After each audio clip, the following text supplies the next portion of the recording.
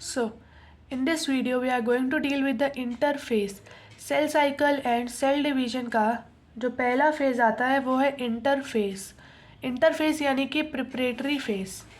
Interface interface यानी कि preparatory face.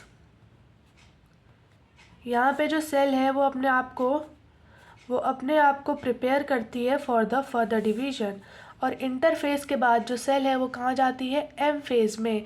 M phase में दो पार्ट्स होते हैं, पहला होता है माइटोसिस और दूसरा होगा मियोसिस. खैर, एम फेज़ से पहले सेल अपने आप को प्रिपेयर करती है इन द इंटरफेस, इसीलिए हम इंटरफेस को कहते हैं प्रिपरेटरी फेस.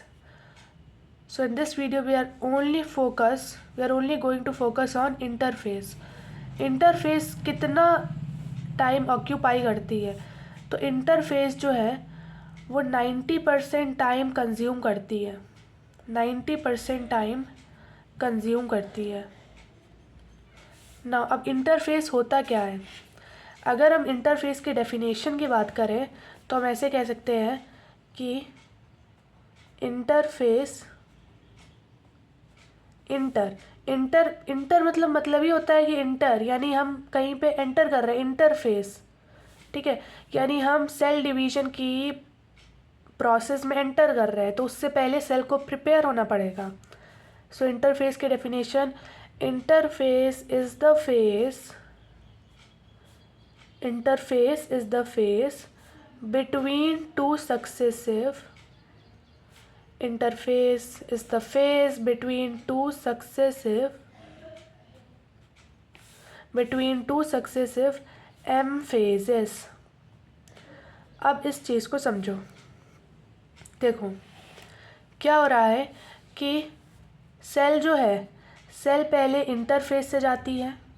इंटरफेस एक सेल है, फॉर एग्ज़ाम्पल हम किसी भी सेल की बात कर ले, जैसे लिवर की सेल है, लिवर नहीं, जैसे मान लो किडनी की सेल है, तो हम यहाँ पे किडनी की सेल की बात कर रहे हैं. किडनी सेल पहले डिवाइड होने से पहले इंटरफेस में जाएगी, फिर इंटरफेस के बाद वो डिवीजन के लिए एम फेज़ में जाएगी. एम फेज़ में, अब एम फेज़ के कौन से फेज़ में जाएगी? एम फेज़ के दो फेजेस होते हैं, माइटोसिस और मियोसिस. डिफरेंस आगे समझ में आएगा. तो एम फेज़ के माइटोसिस में जाएगी. अब माइटोसिस करने के बाद जो सेल है, जो सेल नहीं बनी, जो सेल बन गई, दो डॉटर सेल्स यहाँ पे बन गई. अब ये जो दो डॉटर सेल है इनको भी तो आगे डिवाइड होना पड़ेगा, इनको भी तो फर्दर डिवीजन चाहिए, फर्दर डिवीजन. तो ये भी फर्दर डिवीजन के लिए पहले कौन से फेज से गुजरेंगी? इंटरफेस से. फिर उसके बाद इंटरफेस पे कहाँ जाएंगी? एम फेज पे. एम फेज से होते हुए जब सेल बनेगी तो उसको भी फर्दर डिवीजन होना पड़ेगा, तो वापस से इंटरफेस में जाएगी. तो ये चीज़ होती है interphase. Interphase is the phase between two successive M phases. अब जो चीज़ आएगी दूसरी वो है कि इंटरफेस के कितने टाइप्स होते हैं. What are the types of interphases? तो पहले तो हम ये जान लें कि इंटरफेस में होता क्या है. इंटरफेस में सेल की ग्रोथ होती है, सेल ग्रोथ, सेल डुप्लीकेशन होता है. डुप्लीकेशन होता है ताकि वह आगे जाके डिवाइड हो सके. डीएनए का डुप्लीकेशन होता है, डीएनए डुप्लीकेशन. प्रोटीन सिंथेसिस होता है, प्रोटीन्स. तो मतलब सेल के अंदर जितनी भी सारी चीज़ें पाई जा रही हैं वो सब डबल हो जाती हैं नंबर में.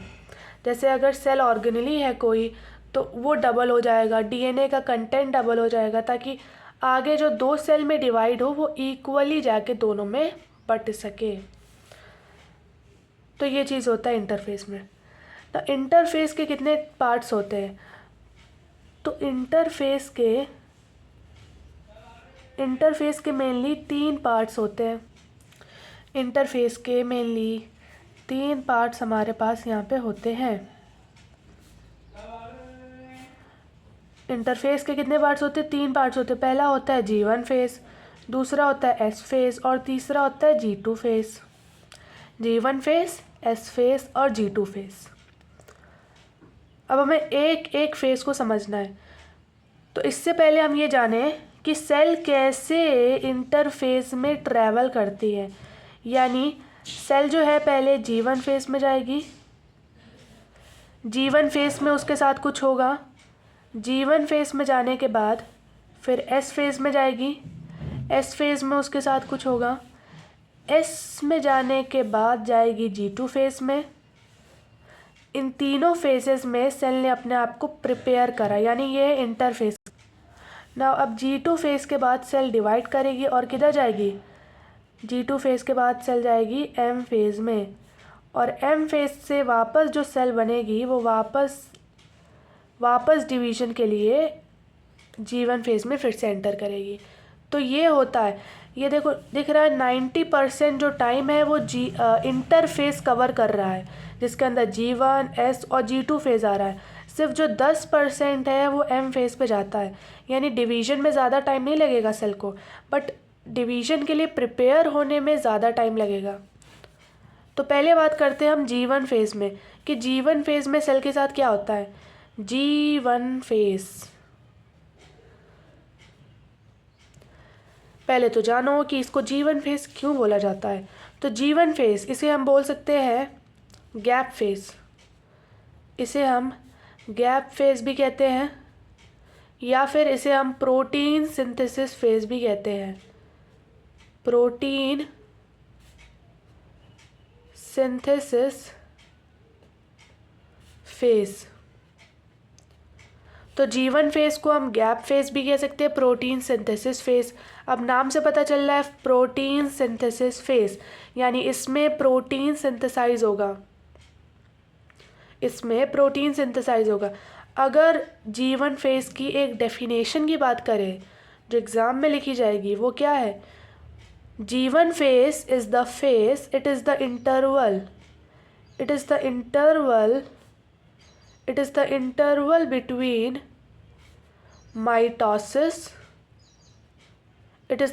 between mitosis, and initiation। ये जो वर्ड्स दिख रहे हैं ना, इन सब सारे वर्ड्स को इनिशिएशन, इंटरवल, इन वर्ड्स को एग्जाम्स में यूज़ करना। Interval between mitosis and initiation of DNA replication. DNA replication यानी जो G1 फेस है वो एक इंटरवल है माइटोसिस के बीच में और initiation of DNA replication. DNA replication होता है S फेज़ में, यानी ये एक इंटरवल है between mitosis M phase and the initiation of DNA replication, यानी ये जो initiation of DNA replication S phase को बोला गया है। Okay, so G1 phase is the interval between M phase and the initiation of DNA replication। Now जो second चीज़ आती है वो है कि G1 phase में एग्जैक्टली क्या चीज़ें होती हैं। तो इसमें क्या होता है? इसमें होता है सेल ग्रोथ, सेल डेवलप करेगी, इसमें प्रोटीन सिंथेसिस करेंगे, प्रोटीन सिंथेसिस, प्रोटीन जो है वो इसमें सिंथेसाइज करेंगे, सिंथेसाइज का मतलब बनेंगे, ठीक है। Duplication of organelle, duplication of organelle, duplication of organelle यानी कि जो भी माइटोकॉन्ड्रिया, प्लास्टिड वगैरह है वो सब इसमें डुप्लीकेट करेंगे। यानी जैसे अगर एक हमारे पास में प्लास्टिड है तो वो डुप्लीकेट करके 2 बन जाएगा। इसका डुप्लीकेट हो गया ना, ये जो एक है कि एक सेल में जाएगा, दूसरी वाली दूसरे सेल में जाएगी। तो ये चीज़ होता है। एंड उसके बाद आए कि G1 phase is a metabolically active phase. This is very important word जो हमारी NCERT में गिवन है। It is metabolically active phase. Metabolically active का मतलब है कि बहुत ही ये एक्टिवली के साथ होता है। मेटाबॉलिक मतलब है रिएक्शन, एक्टिव फेज यानी बहुत एक्टिवली होता है ये फेज, ठीक है, तो जीवन phase is the metabolically active phase. This is the golden words which is given in your NCERT. इसको ज़रूर से ज़रूर एग्जाम में यूज़ करना। फिर जो तीसरा पॉइंट आएगा लास्ट, कि जो लेंथ ऑफ जीवन फेज है, यानी जीवन फेज कितनी देर तक हो सकता है। Length of G one phase varies from cell to cell.